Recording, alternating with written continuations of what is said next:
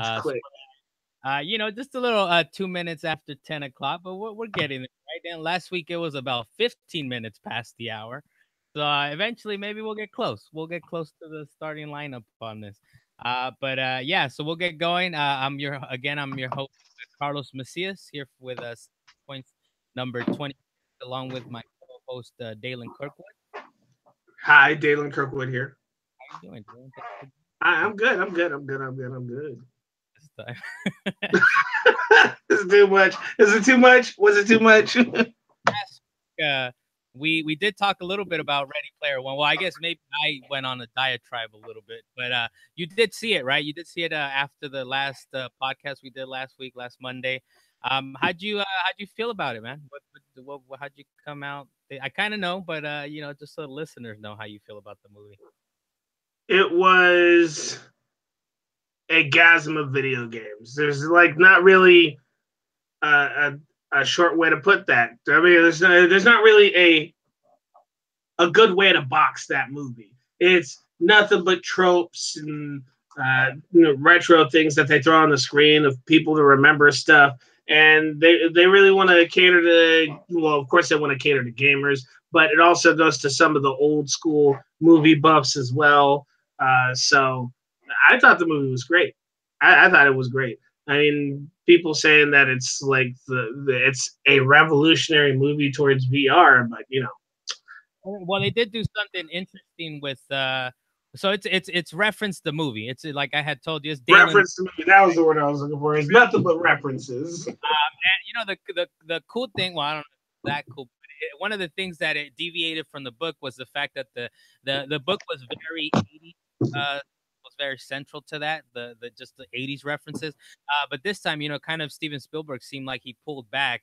And like I told you, I think I had mentioned it to you from this or last time. I know I said that it's better than it deserves to be. But it's also like one of the things that like Steven Spielberg, he shows kind of his mastery of that. He created a serviceable movie from kind of a turd. And one of the things he did was that that instead of just being 80s, he kind of goes across the board, right? So he references Overwatch and Halo and all these different eras. So Gremlins not supposed to be there. I know you came away like pretty excited about it, right? Like you like the movie, or am I wrong on this? No, I did actually enjoy the movie very much. So I was thinking that it's going to be one of those movies that kind of goes down in history as a different type of tipping point in the making of movies, because we have all these other movies out here that are like a rerun of other movies of what we've already seen. Venture, are you? You're not saying that it's a Jurassic Park or it's a Matrix or that, right? You're not. Right. I'm not saying anything like that. I'm saying it's more like when the first Indiana Jones came out, everybody was ecstatic for the first Indiana Jones because it was a completely different way of making a movie. I mean, Right. Lucas, he just knows how to do that. I'll say it's like a third tier influential movie. I wouldn't put it at first tier, second tier. I put it Yeah, tears for your movies of influential power.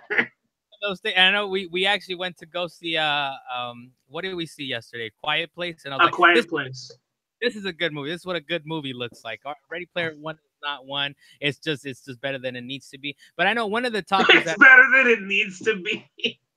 or better than it deserves to be, I guess. How about that? Better than it deserves to be, I should say. But one of the things that came out of it, and I know Ernest Cline, which was the author of the book, which the movie was based on, one of the things that he mentioned was that he believes that now with this movie, the fact that it's so revolves around VR and the way that it's implemented in the movie, he believes the movie will be incredibly influential to VR going forward. The adoption of it, the way that it's depicted in the movie. I don't know. Do you believe him? I kind of, as much as I don't necessarily, I like the movie enough. I didn't think it was the next best thing after, sliced bread or whatever you want to call it. But I kind of I agree with them, man. The movie was a big hit. It seems like it's doing pretty well. And I think it might actually be pretty influential in VR. I think people maybe have not touched on VR, or they haven't tested it, or they haven't looked into it. And it might be one of those things like, wow, that looks kind of cool. So that's what VR is. It's sort of Well, an I unrealistic think it's more thing, like but it's going to be an influential movie on the dangers of VR. because even though it mainly takes place for VR and it actually does promote VR in a way, there's also the what's the word I'm looking for? Well, it's not a pro or anti video games, anti. No, but there's that warning to the people saying that too much of one thing can still be dangerous. It kind of says, you need a balance, right? Like your life Yeah. should a balance. But I thought it was pretty cool. It didn't lean one way too much. It didn't lean the other too much. It was kind of like, everything with moderation, which is kind of just general wisdom, right? But as far as like the depiction of VR, I know we played VR, right? I have VR, and it's not really like how it's depicted in the movie, but it's really funny that they showed different versions of it. So you have the super bad guy that has kind of this amazing seat, which he kind of conveniently has his password stuck on his seat so everybody can see it, right? Or so he can remember it, which is realistic. I actually believe that part of the movie. That's something that somebody stupid would do. Somebody dumb enough. I mean, you got people, I'm sure, that they put their passwords on their laptop screen, right, to remember what their login is, right? I actually believe that part. But then you got other scenes where, so he, for some reason, he leaves the stacks or his trailer home park to go underground, and he has his own little setup in a hollowed out van or whatever it is, and with the omnidirectional treadmill. But then you have other scenes where they're kind of like in a free flowing space with strings attached to them, and they're jumping around. Sometimes they do react in the real world, and other times like the dance scene, right? Like I don't understand how that works in VR, right? No, no, even worse. The scene that I actually really noticed it in, it was actually closer to the end. I don't know how many people have seen it, but small spoiler alert. So if you want to close your ears for this part, there's the part where they're running down the street trying to help them out, and there's little kids that are fighting in the street. I'm like, where's their omnidirectional path? They're running down the street like they're shooting something. You know they're gonna run into a wall. These little kids are playing Ninja Turtles. You know they're gonna kick a pole or run into a freaking post box or something. And that's one of the things, right, in the movie that is so like it's inconsistent, right? It's inconsistent with what it is. One of the things, I mean, it already exists. It doesn't exist as it's depicted in the movie, but there is sort of an omnidirectional treadmill. I saw it at E3 maybe a few years ago, but it's not a treadmill. It's sort of like you're sitting in sort of I don't like the inside of an egg maybe, and you have special shoes that move along the different tracks, the different paths of it. So it's kind of like it's an outward shell type of thing that you stand in, So Oh, the one that I saw was it was a slip pad where they were required to wear non-stick socks, and it kind of looked like they were on an Apple surface or something like that, and they were in this nice ring, so they didn't move too far away from it, and they'd be running, their feet would just be slipping on the floor, and they'd be turning and still slipping regardless of which way they were going, and it would actually read where their feet were sliding on the Apple pad, and I thought that was kind of interesting, but I I didn't know mean, how well that worked. like we were saying, it's the way it's even depicted in the same movie is inconsistent as far as like, well, what are the rules? And I guess you get that. It's like there's cheaper versions, there's more expensive versions, all of that. You could kind of But get. there's sometimes just outrageous movement. Like, no, you wouldn't be doing that with a VR headset ever. And also it brings you back to when people are trying to bring logic into it, right? You can always say like, it's just a movie. It's just a movie. But yeah, so I mean, I don't know. As far as Ernest Cline is concerned, I know he has some really harebrained ideas, which is cool. I mean, he's a writer, he's a dreamer. That's perfectly fine. But I actually do think that this movie and the fact that it's been popular will influence, even if it won't influence necessarily what developers will do for it, but it should influence adoption. It's like, oh, I've heard of this PlayStation VR, I've heard of this HTC Vive or Oculus or whatever it is, and maybe it starts pushing it forward a bit more. But yeah, I sort of I agree with what some of his says. I don't know, do you want the final word before we move on, Dalan, on that? Final word. It's still a good movie. Go watch it. I know a bunch of people are going to go see it in the most recent of times, but I'd say at least watch it once. Well, as far as his VR and how it's depicted in the movie, that kind of thing, you think it'll actually be that influential on the medium? Exactly. So exactly. Good job. It probably exactly. No, I'm sorry. That sound popped up on my computer, and I couldn't hear you for half a second. What's next in the headlines that we got here?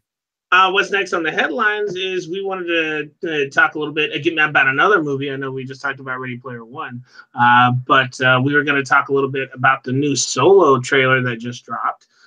Carlos, how do you feel about the new Solo trailer? Because I know I watched it. Did you watch it? Well, yeah, I mean, you're setting it up, Dalen. I know. Look, how about this? The movie. I'll help you out, Dalen. The No, movie. it comes. The movie comes out May 25th. I didn't even get to all that yet. Don't even worry about this, Carlos. I was just asking how you feel about the movie in itself. It's funny that it's coming out really soon, right? I thought it was like, oh, okay, it's gonna come out fall, but I think they're switching it. They rather have it. I believe it's like Memorial Weekend, right, or Memorial Yeah, well, Day. this is like this is just a side story No, I know to the actual. they're actually trying to shift to that instead of having them in December. How they No, release. I don't think they're trying to shift to that. I just think it's because it's the side story. I think they're trying to have the side story in like early summer, and then they're going to try and have the major movie near the end of the year, like Oh around Christmas time, like they did the other ones. yeah, but they're doing them once a year. So the next one, I'm guessing, I don't. Are we gonna see the next one this fall coming up? The episode. I think we won't get it till next year. But yeah, I Just don't from think we'd get it till next year. Well, we might get it at the end of this year. That's why I was saying this. but no, they actually mentioned how they want to shift the schedule. It's like I'm not just. This is not coming out of my butt, Dalen. No, This is I got that. that they. But anyways, it's coming out next month. I think they're shifting. That's what they've talked about, shifting the schedule of these movies. They're trying to milk the cow, of course. One of the cool things with this one, which was kind of cool about Rogue One, was that they have all these different actors now, like good actors. They have You're just happy that Childish Gambino is Danny Glover, Donald in it. Donald Glover, The mother of course, from Game of Thrones is in it. Uh, Khaleesi. I Sorry, guess like the trailer is kind of cool, man. I don't know. I know people were really down. I think people don't like whoever's playing Han Solo, but honestly, to me, the fact, yeah, like you said, the fact that Charles Gambino is in it, that's all I need. I don't the Solo, yeah, maybe he kind of doesn't really look maybe like Harrison Ford or whatever it is, but I think it'll be fine. It'll be a Well, here's the thing. Here's the story thing. about. This comes down to the lore, though. I mean, the fact that another guy is playing Han Solo. I mean, Harrison Ford is too old to go back and reprise his old role as young Han Solo. I think it's too late for that. But it's the fact that with the Star Wars story, this Han Solo story just never really existed. They're creating something purely out of thin air by creating this movie. And people are saying, hey, leave well enough alone. We don't need all this. Our stories are just fine. Just continue with the stories you've already made. We want to continue with the stories we have. Stop doing side stories. We don't need it. Well, I think it's like they're just milking the. I actually like the side stories, and I like the side stories because they can kind of break away from what is expected of a Star Wars movie. So I don't know, like Rogue One was kind of like a team of it was just a small team, and they're going on this mission that ultimately might even be pretty insignificant, right? Or it's significant in the sense that it tells one point of what they could tell, right, to break down the Death Star, and so it's like this whole movie just based on like getting us this intel. Right. So I think the spin-offs, as long as they keep doing them, and they've been pretty good. They've been pretty good so far. Well, the last one we saw was Rogue One, right? But Yeah. Disney milking the cow, I think I'm fine with it. The fact that it's a different type of movie and they can break away from what's expected of the series, and I'm looking forward to it. I don't know, did the trailer make it so you want to watch the movie or? Well, honestly, I'm just kind of a guy that goes to watch some movies if it looks interesting enough. And for the solo movie, I'm actually not 100% sure. It looked very Snowpiercery with this new trailer. I saw that whole train segment, and I was like, man, very much with the boots grounded on top of the train. It actually reminded me a little bit of Captain America when Bucky flew off the train. So Was pulling from all these different, influences. It actually did remind me of a little Snowpiercer. Maybe that's what's convincing me. That's what's pushing me over the top. But yeah, I mean, it's Disney milking the cow. They spent a good amount of cash on it. They spent like $4 billion and made George Lucas never have to work a day in his life. Generations of his family don't have to work a day in their life. So that guy's pretty set up, and they're milking the cow. I'm looking forward to a little side story. Get the trailer did, like you're saying, Snowpiercer, Childish Gambino, the mother of dragons. So I'm good, man. I'm gonna check it out. okay, do you actually feel like the future of Star Wars is going in a good direction though? It's tough, man. I mean, I might be the outlier. Well, I know there's plenty of. The outlier. I'm sure there's plenty of people that think this way, but episode 8, man, there was a lot of haters on it, like long time haters on that movie, and I love that movie. I love the fact that they're like, forget your nostalgia, we're gonna throw it all away. We don't care, you know. And we did talk about it a few episodes ago, but I think it's in a good place, and I think Disney has been pretty good. I mean, the Marvel series or the Marvel franchise, you can attest for that. You know that they're pretty smart. They'll burn down a project if they have to make sure it's good or at least meets a certain standard. But you know, you did mention a thing that was like good leave things alone, but they actually burned a lot of the side stories of Star Wars. I don't know if you remember, Yeah, but I do this remember. that matter. Only the original trilogy, the prequels, which is like really the prequels, and I believe the Clone Wars is the other one No, that. no. The thing is that there was this whole library of stories that were created and actually accepted by LucasArts. But then when Disney got a hold of it, they decided to say, you know what? Let's just bring it back into our own little circle, cast out all of those other little stories. But let's pick and choose what we want from them and throw them in the movies. And then they were like, you know what? We need to just milk Han Solo because people love Han Solo. Hey, let's milk. What's it? Boba Fett. Because people like Boba Fett. I wouldn't be surprised if they decided to make another Chewbacca movie. Mind you, there was a Chewbacca movie, and it was not the best movie. But Well, that was a long time ago. we don't know that yet, right? I don't know. If Solo is popular enough, of course, man. We're No, gonna. they actually announced that in their little sequence of movies. They're doing one. But yeah, I mean, I'm I'm looking forward to it, and I think it's in a let's wait and see. But they've proven that they do care about these franchises, and they're trying to keep them for the long haul. Hey, Anything? Carlos, hold on. Did you not know that there's a Boba Fett movie coming out?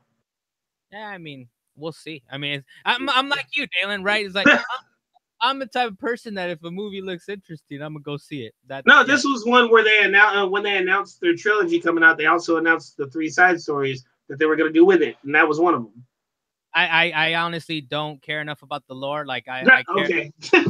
gonna come out, and then when they announced Boba Fett, I think you're probably right though. You're probably right. They did announce the Boba Fett one, and I'll check it out. I'll check it out. I'm down to spend a couple hours in more Star Wars stories. All right. Well, for right now, let's move on to the next story. What you got for us, Carlos? And it's gonna be a pretty big fall 2018, which every fall in video games, man, I don't think we've had a dull release slate, but already, man, it's filling up. We got coming September 4th, Dragon Quest 11 on PS4 and PC. September 7th is Spider-Man, and that is PlayStation 4 exclusive. And they found out some more details came out. It's locked at 30 frames per second on both PS4 and PS4 Pro. So that's one of those balanced things where they don't want to give PS4 Pro players too much, which is unfortunate. I have a PS4 Pro. I want them to give me all the pixels or all the resolutions. Good job. 30 second on Spider-Man, regardless of September 14th. Last week. It's not an exclusive. It's for both systems. Good creaky chair over there, Dylan. You're welcome. September 20th, confirmed that Spyro Reignited trilogy that's coming out for PS4, Xbox One, and PC. It's going to be $40 from a Twisted Dark developer who actually is the ones that were working on the Skylanders series, which started with Skylanders Spyro's Adventure in 2011. And according to US Gamer, quote, it's going to have upgraded HD graphics and improved controls for Spyro the Dragon, Spyro 2 Ripto's Rage, and Spyro Year of the Dragon. So, and all this is like, this September is filling up. I'm pretty sure we're going to get the next Destiny. And of course, October 26th, Red Dead Redemption 2. And, everybody's going to be trying to avoid that black. I'm sure. Around Red Dead Redemption 2. Are you pumped, Dylan? Are you looking forward to the fall? Well, I know we're all actually waiting for Red Dead Redemption 2, period. I mean, it's Red Dead Redemption. I mean, they did such a bang up job with Red Dead Revolver, then they came out with Red Dead Redemption 1, and that was just a blast all by itself. They even threw zombies in the middle of the desert. Revolver was Capcom, right? So it's kind of one of the, I don't know if people know that, but Rockstar bought out that series or the name or that series that Capcom created, but they just weren't able to exploit on it, or they weren't able to capitalize on it, I should say. Well, then they made Red Dead Redemption, so there you go, and it just blew up because Rockstar had their engine and it just all on its pause. So that was awesome. Then, of course, there's the Shadow of the Tomb Raider. I'm definitely waiting on that because when I found out about that, I was just excited because I like myself a good Tomb Raider game. Have you played the remakes or not the remake, but You're talking about the reboot, the prequels, or whatever they are.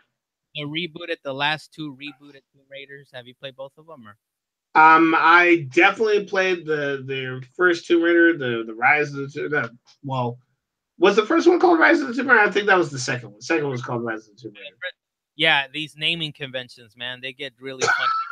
Raider. So, yeah, All right, well, the first remake Tomb Raider, I definitely beat that game, but the one after that, I started it and never really got back into it because I got caught up in Assassin's Creed. I went back for Tomb Raider too late, but I'm definitely waiting on Spyro the Dragon because I want to see if they do a good job with that, and I'm just waiting on Spider Man because I haven't had a good Spider Man game in a long time. Period.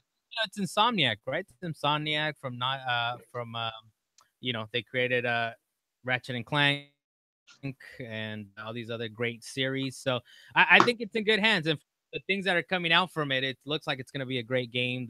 The web mechanics are right, and apparently you do it's one of those things where I from what I've heard is that you don't necessarily directly control specifically where your web slinging goes, but it's intuitive. It works. It's very snappy. It's good. I mean, their masters are feel good games, man. Insomniac don't mess around. I still wonder if they're going to have the ability to web sling your shot into the sky and still swing somewhere. They'll give you a manual mode, I'm sure. Along with your photo mode. But yeah, man, it's stacking up, man. Fall releases stacking up. Of course, like you were saying, Red Dead Redemption 2, that's the big one. That's the one that, oh yeah, we're getting down on that, man. I even asked my brother. Oh yeah, we're getting down. You had to stop in the middle of your sentence just to say that. Are we gonna switch from GTA 5 to that? So we'll see. I mean, that's kind of the test for Rockstar, right? Can they transfer? Can they get the people that were so addicted to GTA 5 to switch over? So we'll find out. And so far, it's looking like a good number of people are going to move over to that game. But I don't know, man. Rockstar has a huge fan base. It's got maybe too big of a fan base. Talk about how many sales they have between three systems. And it's one of the things. Do you want to really cannibalize this multiplayer aspect that you have from your games to try to move them to Red Dead Redemption? It's kind of like divide up the player base. So we'll see what. As far as Spyro, man, it's looking kind of good. I never really got into Spyro, so I'm kind of for $40 you get the trilogy and it's all upgraded graphics, cinematics, all that. I'm kind of pumped for that. It's gonna be good. Yeah, we're gonna be very well.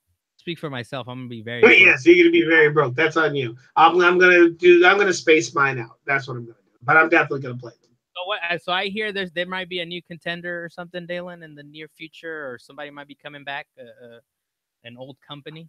You heard the possibility of the inkling that it might just occur that too much that the Sega Genesis might actually make itself a comeback like the Nintendo and the NES, like the Nintendo and the Super Nintendo.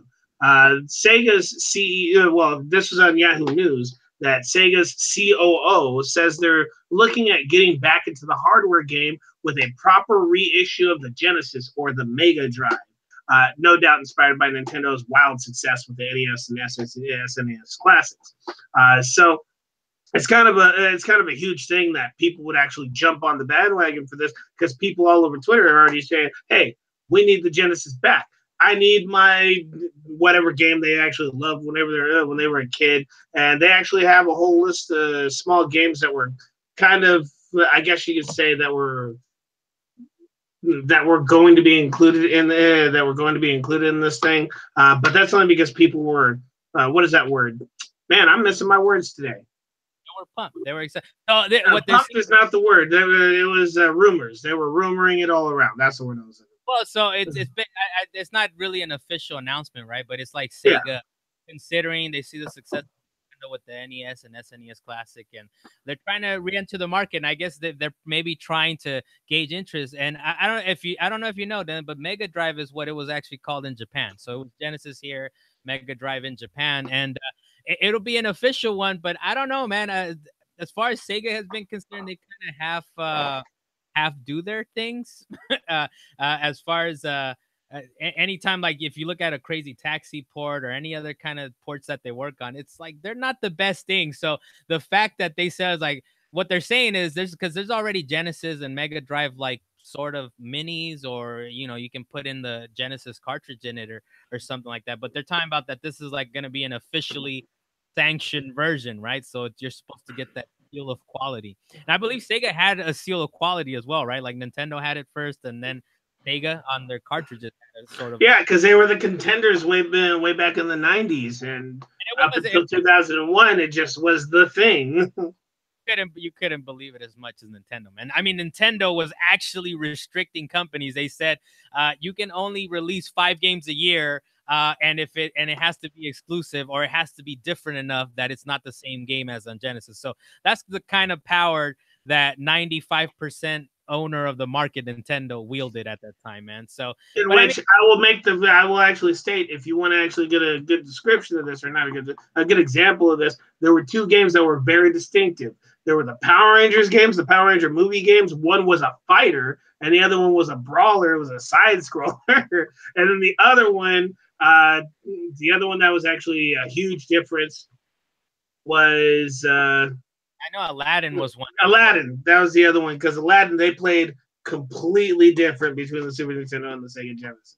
So. Yeah, so it's one of those things where, like, I mean, I'd be interested to see what Sega does, but right now with Microsoft, Sony, and Nintendo, I think it's already big enough, right? I don't know if the industry can support another Sega reemergence or anything. I mean, they shut down in 2001. It's been 17 years now. I mean, who remembers Sega at this point besides us timers and thinking like, oh, I grew up with Sega. They did release one of those little mini consoles like they did the Atari. I don't know if you remember seeing those on Walmart shelves that you can go buy for like $40. So they're trying to this rumor, or this the CEO, what he's talking about is that it'll be officially made by Sega. So it won't be something that they licensed out to a third party or anything. It's going to be from Sega themselves. They're going to have some pride in it, I guess. And it won't be a small emulated system this time. It'll actually be a miniature looking Sega Genesis. It'll be the 55th version of Altered Beast that you'll get to play. Yeah, how many times you can play Altered Beast, Carlos? I probably played it like half of a time. I don't think I've ever beat that game. It's not the best game, man. It's not the best game, but it's like one of the most memorables aside from Sonic. You just remember doing that. As far as being actually a good game, I don't know. That's questionable. It's questionable at best. So we'll move on to the updates, and you can stop me anytime, Dylan, if you're interested to comment. On the first one, actually, we just talked about it earlier on the show, but so after the success of the Ready Player One film, Universal Studios has decided to move forward with production on Armada, which happens to be the second book from Ready Player One author Ernest Cline. According to Destructoid, Armada, which came out a few years after Ready Player One, is what would happen if you took The Last Starfighter, crossed it with Ender's Game, and shoved it full of cultural references like if it were a Thanksgiving turducken. So, does that make you excited for the Armada movie?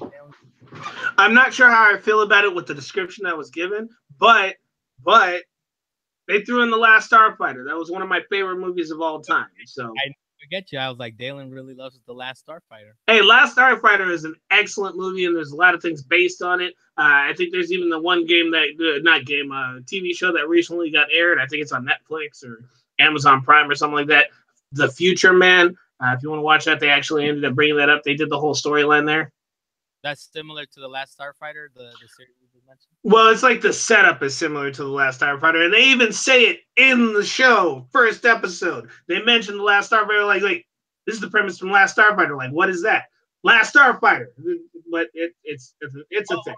Given what we saw from Ready Player One, you'd see the follow-up movie. I don't think it's a sequel, though. It's not a follow-up movie. It's just another story that he's creating. So I might actually watch it if they do a good job with it. So yeah, any universe, and I believe they had already purchased the rights to the book, or to making a movie about 6 months after they bought Ready Player One, the rights to the book. So yeah, Universal Studios did not waste any time. They're like, we're going full production. Let's get this. Let's strike while the iron's hot. So next up, so now GTA 5 is now the quote highest grossing media title to date, unquote, according to Market Watch. The game has sold 90 million units. And to give you a comparison, it grossed $6 billion, which is versus the highest grossing movie, which is Avatar at $2.8 billion. So it beat Avatar, but by about $3 billion. And this was via US Gamer. Doug Kreutz, an analyst with the financial services firm Cohen Group, admits some of GTA 5's blockbuster numbers can be attributed to the fact that the game released on the PlayStation 4 and Xbox One, as well as the PlayStation 2 and Xbox 360. This quote, there's been some double dipping, he says, but stresses GTA 5 still an outlier. There's never been a console game that sold so many. So do you think that's really? I mean, you did say that's sort of like it still sold a lot of units, but I think that really does have something to do with it. The fact that it didn't come out on PS4 yet. I don't know about you, but I took advantage of the upgrading my copy to a PS4 as I could. Well, some people were able to take advantage of it, but some people missed the boat on the game entirely. And then everybody was like, word of mouth, you need to get this game so we can play together. Then everybody was buying it. By that time, they had gone from PS3, which was already a high seller on there, and moved to PS4. So people went out and actually rebought the game. So, of course, there's that double dipping aspect that you just mentioned. And even more people were still buying the game. Then they got all these more updates. Then more people went and bought the game. It wasn't like you got a free update too, man. I think I had to pay like $25 to GameStop. Like, you know what? Forget you guys, but here you go. I want to play it on PS4. Whatever, man. But yeah, I mean, it's kind of incredible, man. The fact that this is the biggest like grossing movies, books, audio, whatever, CDs, records, whatever you want to call it. This thing has sold 90 million units. So yeah, the fact that Red Dead Redemption 2 is coming out, it'll pull away at maybe like what 2 million people from there, and it still sells high when there's a new update that comes out. Like when was it the new heist? I can't remember the name of the new heist because I don't play GTA as much as I used to. But it was like the villains heist or something like that, where you needed to have the jumbo jet. It was a crazy jumbo jet type thing, and you had to have a jet pack and stuff like that. And it was just a crazy heist. But people went out. They rebought the game again. They ended up purchasing those shark cards so they can get more money, so they could buy the equipment that they needed, and they were just getting money. Well, yeah, it's the fact that Rockstar keeps the game fresh, and yeah, it helps. It helps that they drop a new trailer when there's a new raid, when there's a new content that they don't call them raids. Heist. So anytime a new heist comes out, they make a new trailer, they make a big deal out of it, and people continually play it, and they keep dropping money into it. So I think it's a good thing. Rockstar deserves it. They make a good game. They make a good product. So that's why we can have hopes. Maybe we talked about it before, but I mean, just the fact that, for example, in Red Dead Redemption 2, the fact that they actually have engravings into the guns that nobody will probably ever look at unless you're like trying to magnify into a screenshot of it.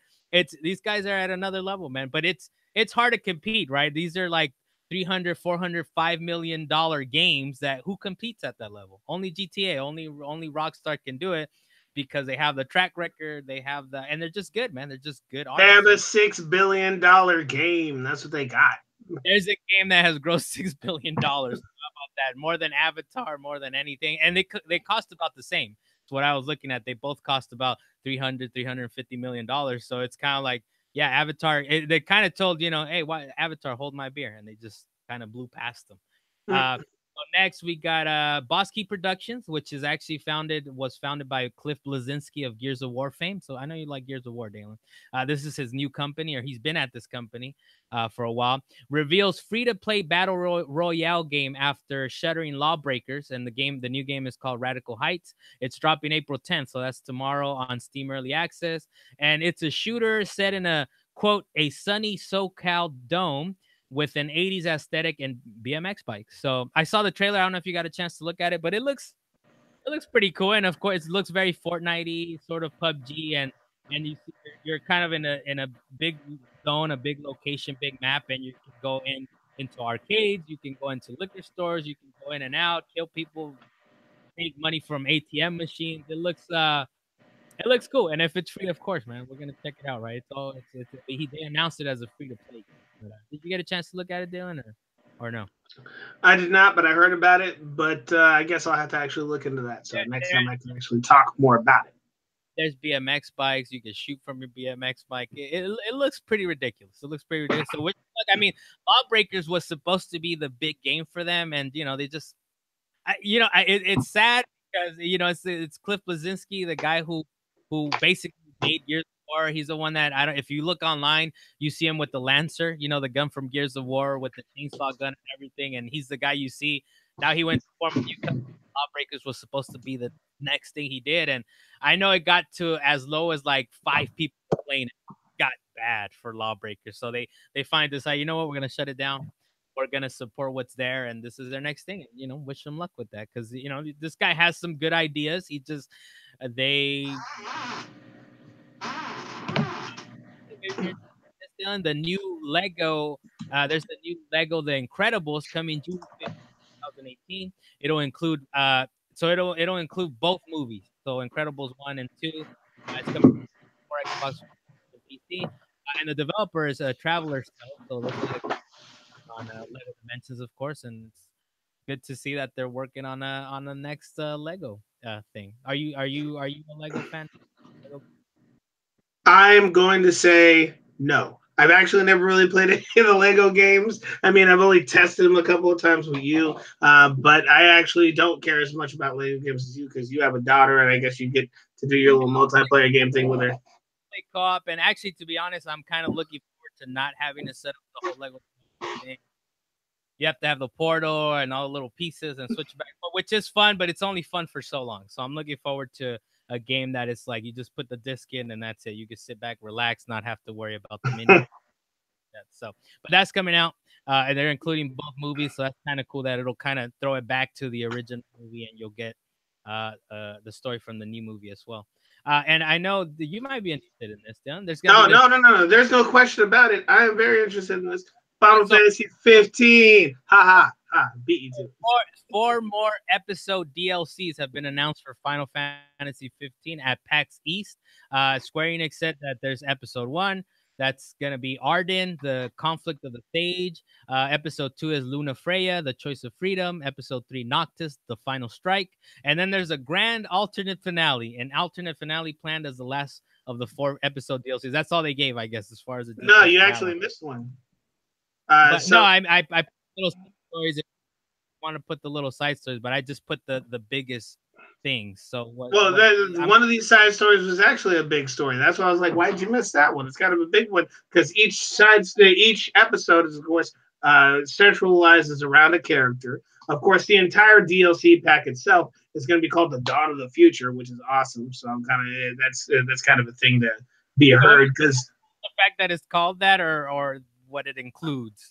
Well, the reason why I brought it up is because there was that point where I can't remember his name currently for some reason, but I think we'd actually touched base on it. The creator was talking about, hey, do you guys want a good ending or a bad ending? This is where it was coming into play when he was actually creating these DLCs. This will be an alternate finale then, right? This will be it's supposed to be an alternate finale. We don't actually know if it's actually a continuation of the other finale, but it definitely seems like it's a complete when did this shot to the side.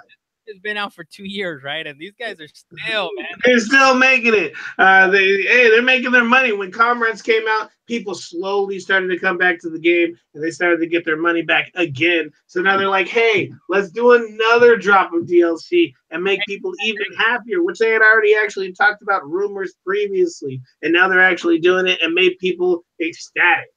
We're just talking about how much money Rockstar put into the games, like 300, 400. This is a project that resurrected itself like 7 times, man. And it's like they worked on it for 10, 15 years. So, I don't really blame them. I mean, but this is going into like 2019 territory, man. This is 3 years out for a game that it's for the most part single player, right? Besides the Comrades thing. But you as a fan, I'm sure you're excited. You're gonna follow along, right? You're gonna get all these episodes. I am actually excited. I am gonna get this DLC pack because there were a lot of open stories that they had actually left on the original Final Fantasy 15 packs that they had, and there's also things that people were looking at in the game like, why did they do this? And in this DLC pack, they're like, completely changing it, and we're ready to see how it unfolds a different way and possibly a better way. There was even a picture that actually came with the drop of this that actually showed Arden, who was the first DLC episode 1. They showed Arden, who was kind of a sad story. Spoiler alert for you, Carlos, since you never actually beat the game. They made it out so. Huh? Let's be honest, I'll never get around to it. Hey, you might never get around to it. But in this particular case, he was seen as the bad guy, but it was like this really sad story because he sacrificed his whole life to be able to actually save the planet, and it just turned into this whole thing. And in this case, they actually depicted him in this photo or in this art drawing, painting, whatever you want to call it, as being there as a friend to what looks like Noctis and his wife, and it looks like he has kids, and they're all surrounded, and Ignis didn't go blind. It's all kinds of stuff. So it seems I think it's safe to say that you're hyped. You're like at the max level of hype for this. It's more like I'm at peak interest. That's where I'm at. I'm at peak interest. Bounce interest. You know what? Final Fantasy, Dalan. I know about this. So male characters in Final Fantasy 14, which is the version of Final Fantasy, will finally be able to wear the bunny costume. And this is via US Gamer. They say, quote, "It's not going to happen immediately." Main scenario writer Natsuko Ishikawa told the audience it's going to be implemented sometime during the patch 4.3 series. So there you go, Dalan. Patch 4.3. Your male character. Do you have a male or female character? Whichever one you have. If you have a male character, patch 4.3 is when you can wear the bunny costume. Well, I'm gonna say this first. Real life emotion. Oh, terrible idea. Terrible. But as for the fact that they have this patch for the bunny costume, I do have a female character on one of the servers that I haven't used in forever. But for the most part, I have male characters. I got a big burly guy with an axe who's also a mage. I got a little cat guy. But now you can wear a bunny costume, Dalan. I choose very much not to. That's like telling me I'm going to walk around with a tutu. I'm not doing it. Other people to it, right? I would think you could subject other people to you walking around like, what is this? Why is this happening to me? Other people are going to subject me to it. So for this little push of bunny costumes on male characters, though I have nothing against transgender, I'm just not going to really watch this. I don't even think it's a transgender thing, man. I think it's just like wearing a bunny costume. Yeah, I think it's like trolling. I think they're trying to troll us. Fine, man. It's perfect. Have some fun with your lore, man. Just have some fun with your. And maybe it's because I don't love the lore, right? Is that you're like, fine, they can wear a bunny costume, gender equality, man. Leave them alone. Turns out Telltale's The Walking Dead final season will feature unscripted zombie fights. This according to US Gamer. Quote, they say Telltale says that Walk got in an overhaul, meaning that the walkers will be wandering about and dangerous, and that some fights aren't scripted. So you can run into a walker fight that's completely unplanned if you're careless. And so far for the game, there's no release date. But you know what? I think we've talked about it before, but Telltale needs to get his engine under control, man, before they're over here talking about not scripted fights, because even the scripted fights are terrible.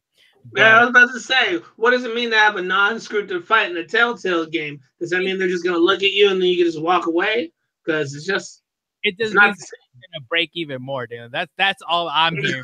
Need to fix the situation. But did you ever get into the Telltale Walking Dead series or no? No, the two Telltale games that I really played were Telltale Borderlands, the side story or whatever it was about the Walking Dead. If you played the Walking Dead. Hey, let me say my statement. Because you asked me if I played the Telltale games. I played two. I'm going to say this. I played Borderlands and I played Batman. I get to say that. So I never actually got around to playing the Walking Dead ones. But I know that some of the voice actors for those stories have been doing a bang-up job because, it's all about the story. But then when it comes to the gameplay, I heard it's been lacking a little bit, but people love them anyway. I don't know. Yeah, I mean they just need to get their situation under control. But I played the first and second series. They're actually pretty good, man. The ending to the first, even if you Dalan want to go back, I say go back to the first season, man. Check out the first season. Has a really cool ending, and maybe if you're still interested, you play into the second one. But yeah, I think they did a third one. This will be the final one. It's like, but yeah, unscripted zombie fights doesn't really do anything to me once the whole engine's broken and they just it's very This upsetting. is one of those announcements where you say you should go back, and I'm like, why would I do that? Well, no, I'm saying the original series. I mean, I know you care enough about the lore that maybe you want to see it to the end, but season one I think stands alone, and it was one of the. It was actually why I know you don't really follow the industry. You play games. How about that? You play Oh, games. good job.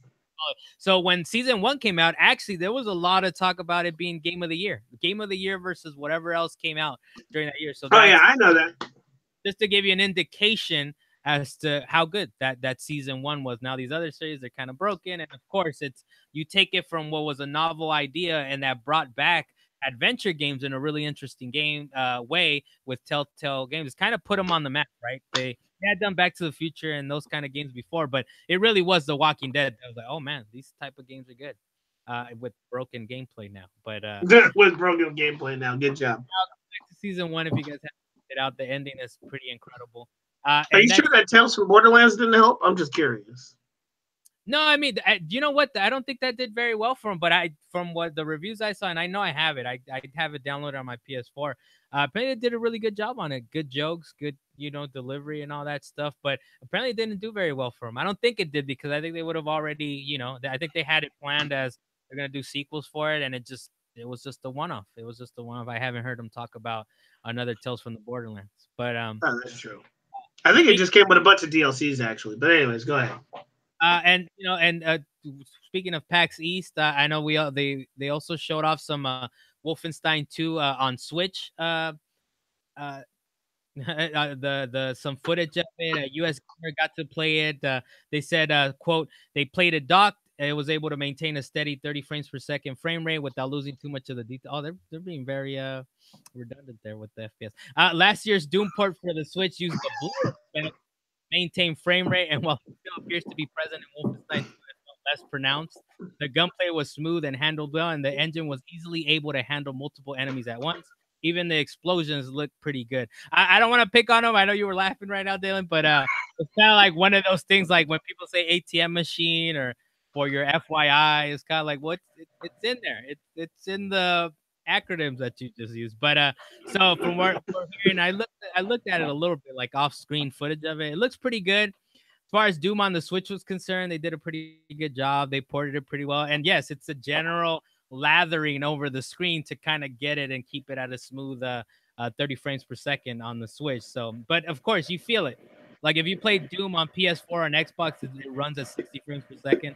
So when you go to the Switch version, you feel the slowdown of it. And actually, there's a game. It's a game we play quite regularly that just added this to the Switch. Rocket League. They added a performance and quality. I believe they call it performance and quality. If you want to go from 60 frames per second to 30 frames per second in an easy toggle switch type thing, try it in Rocket League. You get a sense of how good a smooth 60 frames per second is versus 30 frames. And So, if you like Rocket League, find a little tournament mode. yeah, we did get down, and we are very far away from our winning a 300K tournament goal, Dalan. We're quite a ways away, but Wolfenstein 2. If you want to play it on the go, portable mode, and people you can be at home, that's the appeal, right? Of you being able to play it on the go. I have it on PS4. I don't see a reason to play it on Switch, but it's gonna be there, and it looks like it's gonna be good, or at least to the quality that the Doom version was. You can say.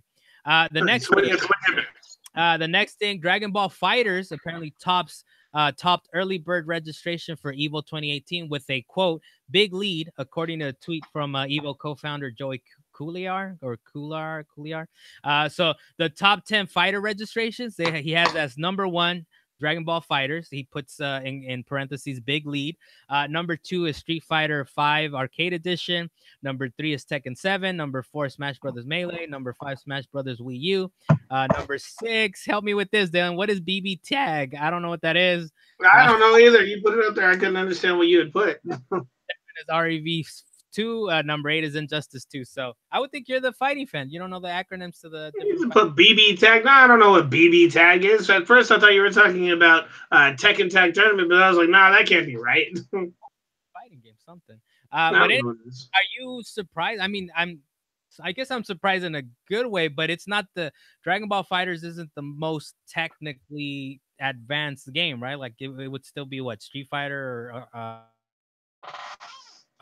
what are the other? What's the one that numbers their games with years? The King of Fighters and King of Fighters. They're really more technical, right, than Dragon Ball Fighters will ever be. But definitely. What do you make of it? That the fact that this is the biggest, like, fighters really want to get in on the action as far as Dragon Ball Fighters for this Evo coming up. Well, honestly, I just think it's the hype train for the fact that it's a Dragon Ball Z game that's good. I mean, we haven't had a Dragon Ball Z fighting game that's been this good since Budokai 3, so it's actually a nice change of pace to have a Dragon Ball game that actually, was built properly and fun for people to play, has all your characters in it, smooth and beautiful for you to watch while you're playing it, regardless of who's getting beat up. It has all its hidden cut scenes in it. They did kick off a Street Fighter version, right? Like I was hearing that there was a version of Street Fighter that they kicked off in order to make way for Dragon Ball Fighters. That you heard about this? So they had a Street Fighter that kicked off. No, I haven't heard of that. But I do know that they had because I know they were up in arms. Like the fans were up in arms. Like, how dare you take this version of this game or this fighting game and then you put? No, it was Guilty Gear. Was it Guilty Gear? Yeah, it was Guilty Gear. It was something else, but I'll take your word for it. Whatever it was, this kind of justifies, right? The fact that they took a game out and like, look, man, Dragon Ball Fighters is obviously popular because it's the biggest fighter registration we have of it so far. But have you ever? You're talking about the game that it took its place of? Yeah, it took its place of. Man, the game that they ended up pulling from Evo was Marvel vs. Capcom Infinite. But there was just so many glitches and terrible things that you could do in that game, and so many infinite combos. They were just like, no, we're not going to put it in here. Right? Is it always just 8 games? Is that how Evo is set up? It's only it's just if there's a good roster of games that people are popularizing and there's a good balance to those games, they generally try and include it in Evo, especially if you get enough people that'll register for it, and they'll actually have enough people that'll actually vote for which games they want to have in Evo. So that actually generate a good bracket, right? I guess. Yeah, they need to generate a good bracket. They have to make it interesting for the times that it is now. I mean, if we had a Street Fighter 2 Turbo tournament, I'm sure people would be down for it, but there's not enough people that would sign up for it. So even though it's a great game, balance, right? Balance. So I mean, if it's popular enough, Dragon Ball Fighters, it might be a mainstay for the foreseeable future, right? I guess it would be the understanding or the idea going forward, right? Yeah, pretty much. So next up, we got SNK 40th Anniversary Edition Collection or Anniversary Collection is announced for fall 2018. It's going to be a Switch exclusive, which is pretty interesting. Now for this, I will buy the Switch version because I can't buy it any other way. It'll include console and arcade titles. The games included is Alpha Mission, Athena, Crystallis, Ari Warriors 1, 2, and 3, Guerrilla War, POW, Prehistoric Isle, Psycho Soldier, Street Smart, TNK3, and Vanguard. And the game will feature rewind and saving any time. I was trying to look up if it would have Tate mode, which is you flip the screen horizontally, which is kind of awesome. Or I guess you would say portrait mode, I believe, or whatever it is, but you flip it the wrong way. Is Tate mode. And I didn't see any confirmation for that, but I this is something I could pick up, man. All right, what about you? Are you an SNK fan to the extent that it a fan besides just the fighting games, or? I'm actually one of those people that if I see an SNK game, I may know it, but I didn't really get into the SNK games like that because that was the Neo Geo era, so I didn't actually get a chance to play a lot of those games that came out. So I was more stuck on the King of Fighters games and things that actually revolved around King of Fighters. Do you recognize any of the games on this collection, or? Yeah, two very specifically, which was Alpha Mission and Vanguard. Those are two games that I ended up seeing a lot.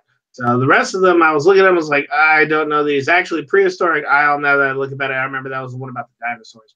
But anyways, the fact being is that I didn't play a lot of SNK games when I was young. I Well, was just on the edge. would you pick this up? I mean, it's these games. To be honest, it looks like gibberish to me. All of them look like gibberish. I'm kind of, Hikari Warriors, what is this? but it's something that it's Switch exclusive, and I know they actually curated it. From what I hear, is they curated it. It's a good list. It's really good games, and some of them I think have never had console releases before. So to me, I'm like, I'm down. It's a Switch exclusive, something for me to play. And this is what they got to do. This is what they got to make a Switch exclusive for me to buy it. Otherwise, I'm getting it on PS4. If it's not Rocket League or Monopoly, I'm just gonna buy it on the big boy consoles. But looking forward. Well, you say this, but you ended up reminding me, and I know that we kind of took it off the list, but I'm just going to touch base on it quickly. Is the game Bad Dudes coming out for the Switch? The only reason I'm bringing that up is because I remember playing that game in the arcade, and they're bringing that to the Switch. I'm definitely down to play that one. I play that game all the time. To save the president, Dalan? Well, that's pretty much what you do in the game, but I never got as far as saving the president. I was too busy throwing ninjas and ninja stars and hitting people with pipes. I didn't really care about the president. I just wanted to beat people up. As long as the game has like a save feature or like a rewind feature, I'm down to mess with it. I'm not down with sitting down with the game and just being frustrated for hours on end, because I know that's the way to play it. It's like, that's the way we played. I was like, no, man, I don't have the time.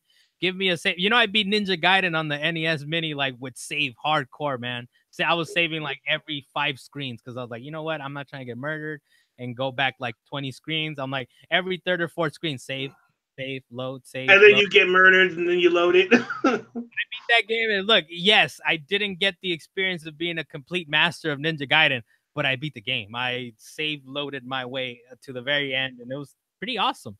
I wouldn't have experienced it any other way, and I'm not the type of person that goes on Twitch and YouTube to look up gameplay. I don't blame you. I'm going to be fully honest. There are 2 games that I did that with. One of them was Fire Emblem on the Game Boy. I could not get through that game without a save state. I'll tell you right now, going through a whole half-hour fight and then watch one of your major people die that you don't want to die, that was too frustrating for me. I didn't want to do it. Have you been holding on to this for so long that you're confessing to save loading? Because I know you are about the lore. You're about, I would think, playing the game properly. So this is, I'm glad you got that off your chest. Oh, I did play the game properly at first, but then I realized how frustrating it was to have your character die, and you want your characters. You went through all this trouble just to get the character, and then the next fight, watch your character die. Nah, that was very frustrating. And then in these games, man, and that's all. These games, they come from arcade heritage where they're taking your quarters and all that stuff. So it's kind of like, we're in a new age. We're in the modern age of video games, and eliminate frustration as much as no. Fire Emblem had saves, but only before each fight. Yeah, and those fights took like a half an hour to an hour, and I didn't want to do it over again after I lost my character. It dies, right? And it's a permanent thing, right? Just it dies. No, I don't want to accept it. I can't accept it. That's part of the gameplay. Yeah, I know. You got to experience the death. You got to know the toll that it takes. You got to miss Seisha 1, 2, 3, 4 that you killed in battle, like 5 battles ago or whatever. You got to. Did you just say my name? Yeah, Seisha. I don't know. Oh, thanks for killing me in the battle. So next up, moving on. Far Cry 5 is a huge hit for Ubisoft, according to Rolling Stone. Quote, Far Cry 5 broke franchise record, publisher Ubisoft announced today. It more than doubled the first week sales of its predecessor, Far Cry 4, making it the fastest selling title in the series history. Far Cry 5's launch is now the 2nd biggest ever for a Ubisoft game, eclipsed only by Tom Clancy's The Division in 2016.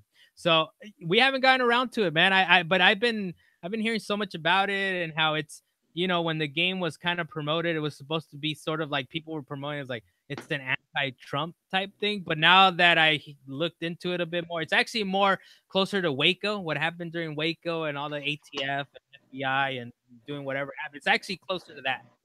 So it's not as much about racism and all this other pro-Trump, anti-Trump stuff. It's actually like people are not understanding what the main influence of the game is. It's not like, you know what? Let me so it's good that for Ubisoft this is a success. I mean, it's a sequel, it's the fifth sequel, it's the fourth sequel to a series. So would think that they would have this success. But are you gonna jump into it, Dylan? We got it, man. We got a friend that we convinced to not buy it on Xbox. We told him, play, man, buy it on PS4 because me and Dylan are gonna play, and he's not to. I might need to pick up Rainbow Six Siege first. That might be the thing. Just have them suffering. Another Ubisoft game that I hope you join me this weekend, Dalan.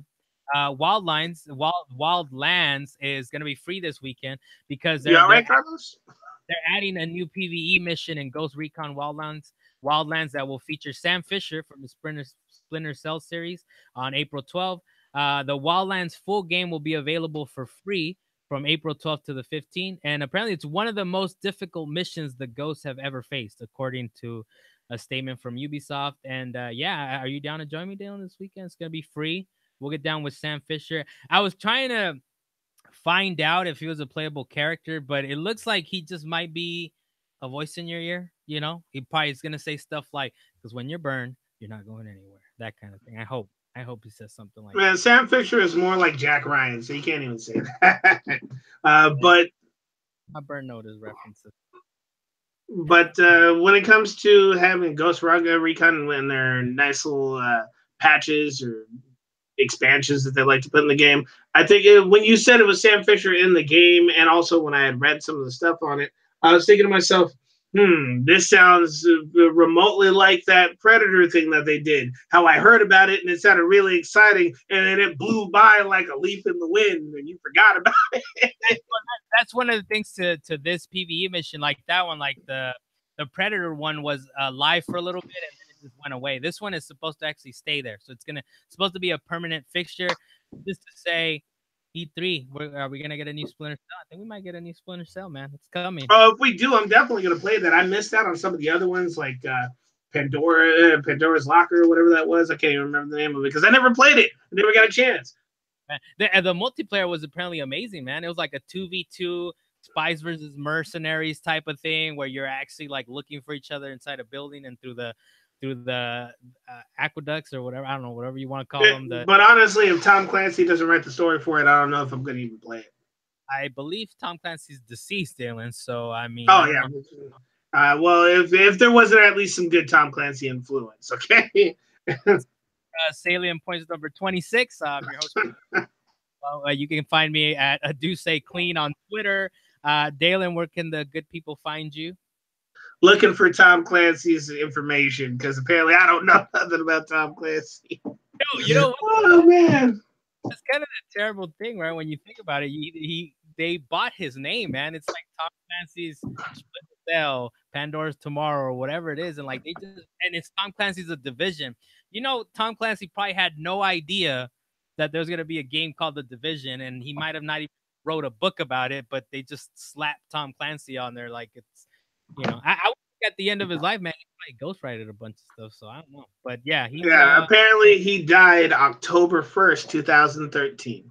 I'm looking at it right now. This is like it's critical, man. So first of all, you gave your testimonial or your confession as far as like you loaded a game, which is incredible to me. And now there's a revelation that you didn't know about Tom Clancy. It's true. I didn't know he died. That sucks. He was a great book writer. I cannot say he was not a good book writer because he was definitely a good book writer. The fact that this is a big day for you. You did a lot of learning today. Thanks. I've grown just a little bit. All right, Dan. Later. All right, later.